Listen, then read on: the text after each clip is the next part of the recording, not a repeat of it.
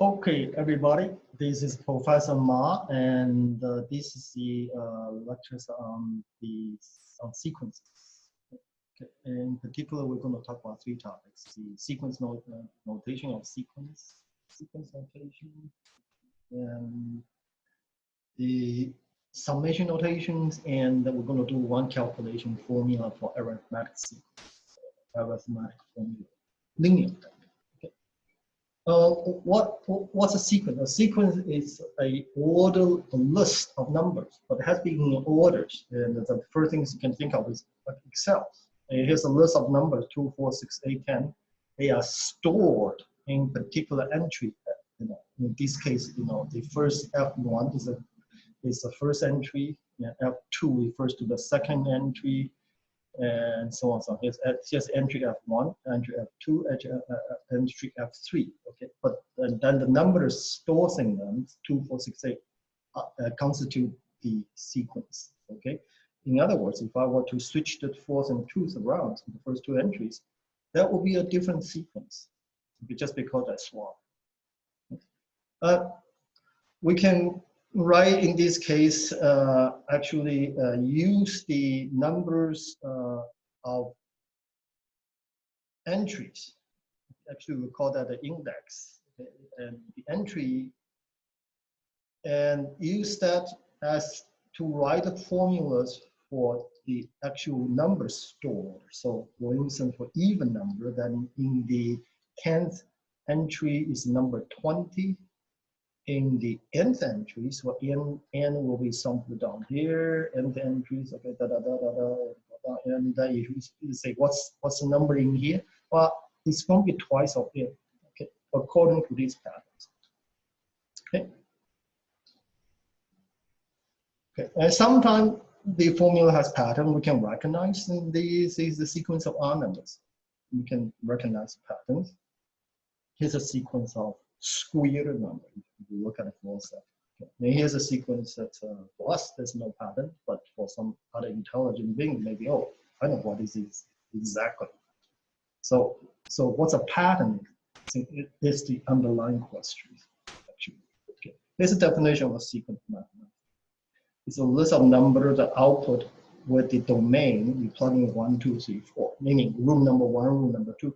Then F sub n, we write as the actual entry, the actual numbers, 2, 4, 6, 8.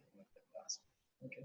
So in this particular case, F, we call this 100 down here, we say as sub 100, because below sub.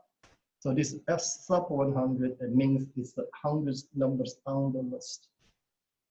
And we can use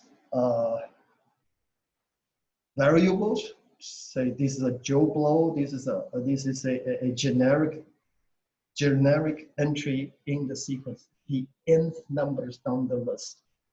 Okay. Why do we say that? Well, because I can talk by its neighbor. Fn minus 1 will be the number comes before it. M plus 1, F sub m plus 1. And likewise, m plus 1 will be the number after Fn, okay, in reference to this Fn. Okay. So the sequence of square number, the third number is 9, fourth number is 16, fifth number is 25, and if you think about it, Fn is n squared. For even number, Fn is 2n.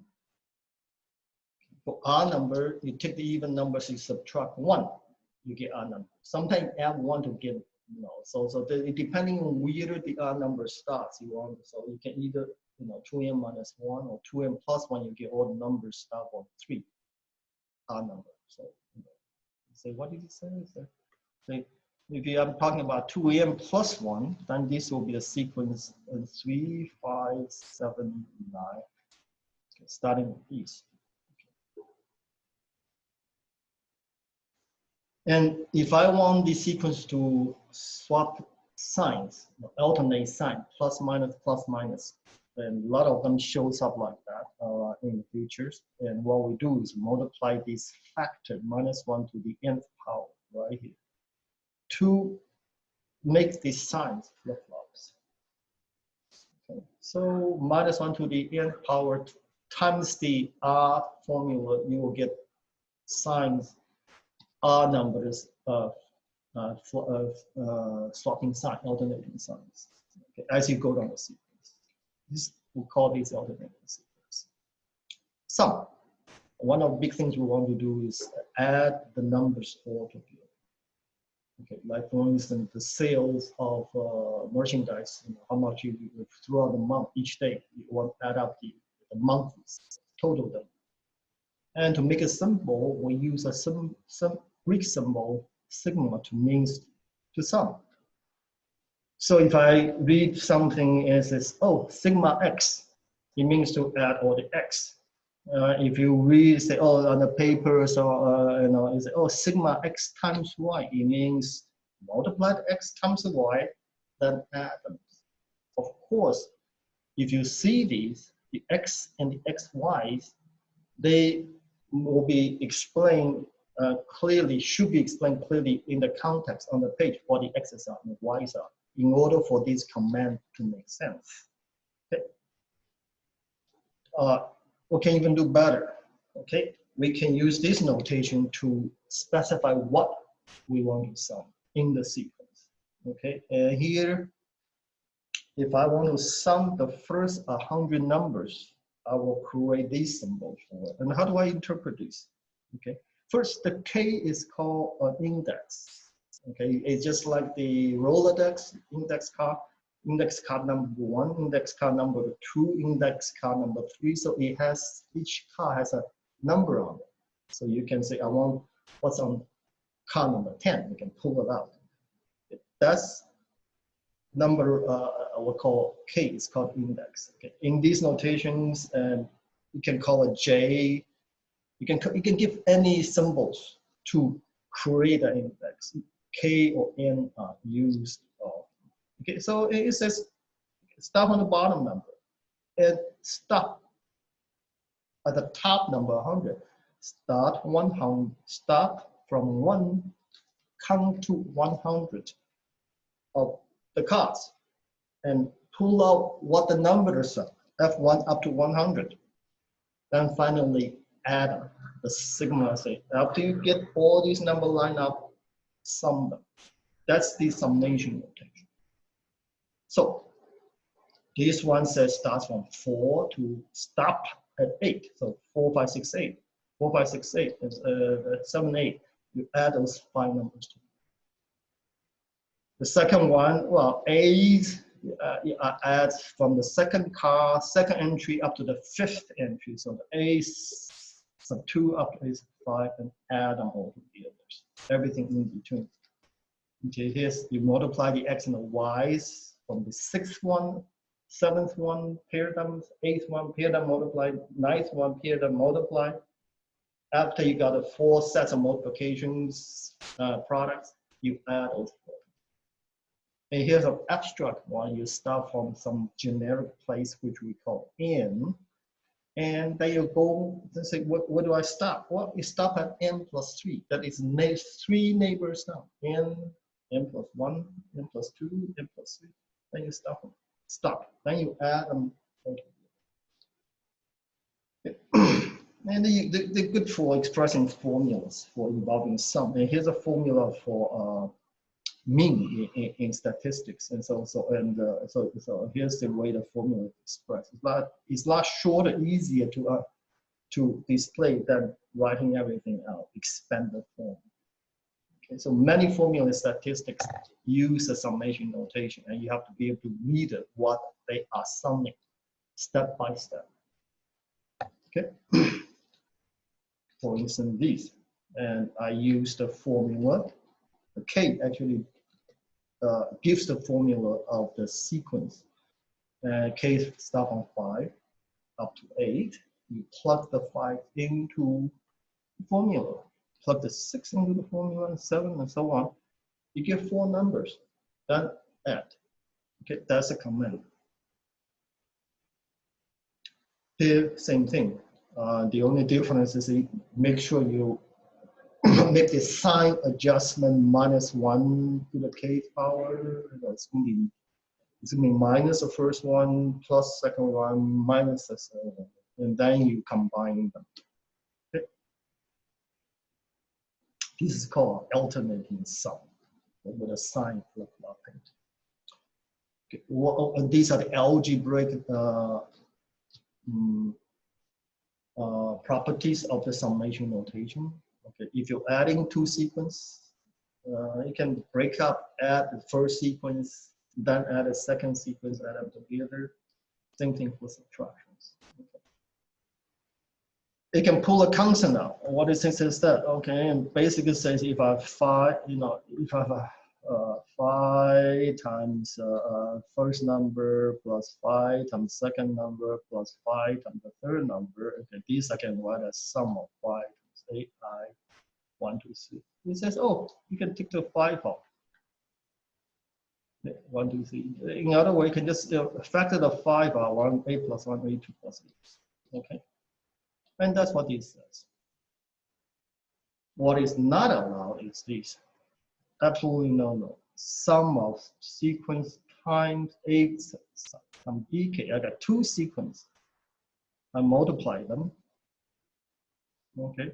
And k could do 1, whatever to whatever.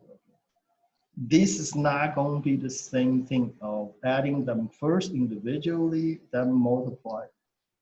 Okay. This does not work in multiplication. You can pull out a constant multiple, yes. In general sequence, you may not do break up the sum of multiplications of sequence. But then what does this mean? If there's no k in the formula, it's a constant, that means you have the same number every time. So here you're adding up 5 threes is 15. Okay, here is basically, it shows you where these rules came from. Okay. We're going to sum one pattern, okay, and it's the sum consecutive integers 1 up to number n. Okay, and there's a trick. This is a famous trick for summing, actually for summing a linear formula. This trick will work. Okay, we're doing this just for this particular one. Okay, we want to sum 1 up to n, and what we do is we take 2 copies of it, write one of them backward, and actually instead of summing 1 copies, I sum 2 copies. Actually, that's easier to sum. You will see why. Because now notice if I add up and down each place, the 2 sum is n plus 1. Okay, and there are n sets of these, so the sum of 2 copies is n times n plus 1. So sum of 1 copy divided by 2 is n times n plus 1 divided by 2. Okay. And this is a sum of natural number 1 up to n. This is an important formula. Okay. So for instance, if I want to sum 1 to 100, it's going to be, n's 100. So it's going to be 100 times 101 times 2 divided by 2, 50, 50. Okay. I can use the trick to sum any linear sum. For example, if I plug in the numbers, putting 1, let's take a look at what the sequence is talking about. If I put x k equal to 1, let me set calculate k equal to 1, 2, 3. Let me calculate a few terms. When k is 1, this is minus 5. When k is 2, 2, 4 is minus 1. K is 3 is plus 1. K is 4 is plus 3. K is and then plus 5 plus 7. Yes. How many terms? They say, oh, I don't know, ask 45 of them. Okay. Right, that's 45. Okay, how do we sum these? Well, we can use the purpose of this exercise to use the rules we just abstract rules in the formula to get to the answer. First, I can break the sums up, okay, individually. And the sum of the 5s And the 2, multiple 2 can be pulled out as a constant, okay? The sum of the 5 means 5 sets of 42, 45. So this part is easy to figure out. Okay, and the 2 is outside. Now, what's the sum of these? These, the sum 1 plus 2 plus 3 up to 45. This is where the linear formula comes from. Okay, so and now we can get the answer. Okay, I will leave you to read the example F of shifting in case you don't start with k between 1. You can shift the formula a little bit so you can use the formula starting with 1 and so on. So, okay, and that's it. And do the homeworks on these. And yeah, have a good day. Bye-bye. Stop sharing.